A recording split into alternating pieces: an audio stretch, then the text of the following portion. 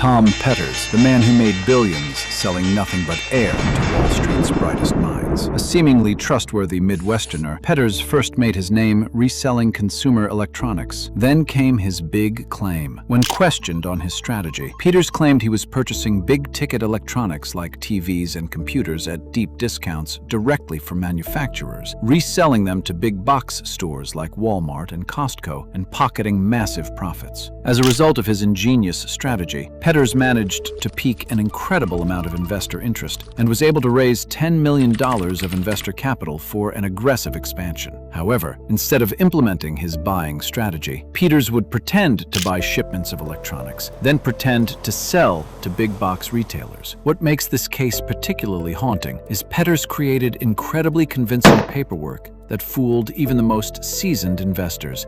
I'm talking fake purchase orders, fake invoices, fake transactions, you name it. Hell, I'm sure the paper where those receipts were printed on were fake too. And you know what?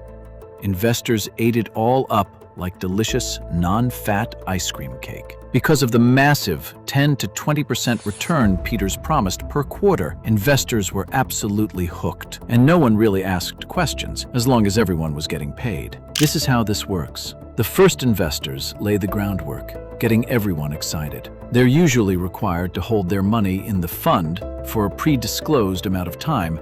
Then, when new investors put money in, the old investors get paid, and so on and so forth. However, this house of cards all fell apart during the Lehman Brothers collapse in 2008 when Petters' CFO, Deanna Coleman, spilled the beans, ending Petters' dominant reign. When Petters' empire collapsed, it affected more than 3,000 investors and lost about $4 billion of his clients' money. In 2009, a jury found Petters guilty on all 20 counts against him, including wire fraud, mail fraud, conspiracy, and money laundering. In 2010, Petters was sentenced to an eye-watering 50 years in federal prison.